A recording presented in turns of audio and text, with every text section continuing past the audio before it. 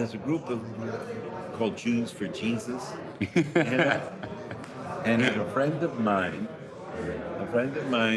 said, "We gotta do something about that. Go around as if they're Jewish and stuff like that, and they get unsuspecting Jews that you gotta do something."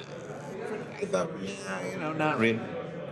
So I talked to the head of the yeshiva, who I was close with even when I left yeshiva, Rabbi Yaakov Weinberg. He was the older brother. No, again, let's see the connection soon. And he said, "Yeah, if it's a problem, you gotta take your education, you gotta learn."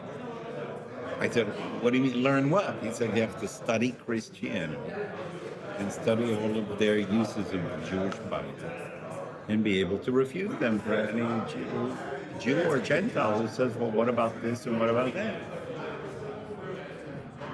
So I started looking into it. I was intrigued by studying Christianity. In other words, it's like, it almost, when the Gentiles say the Jews are running the world, like it almost made sense. Judaism determined that they are Christians, and in other places Judaism determined that they are Muslims.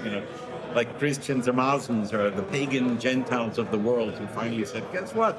The Jews are right, but we don't want to do it, so we have... In other words, it was crazy. It's like, it gave me much more respect for Judaism than as some little religion. We happen to be right, but, everybody else thinks not.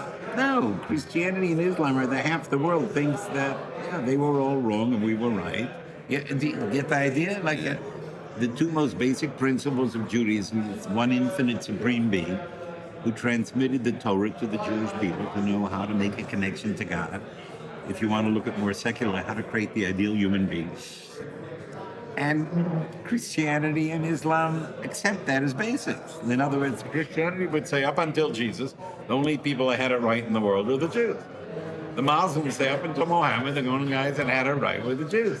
So I find it much shockingly amazing as a Torah observant Jew. In other words, the secular Jews don't think much about what I believe, but the Christians, the Muslims do. You get it? Yeah.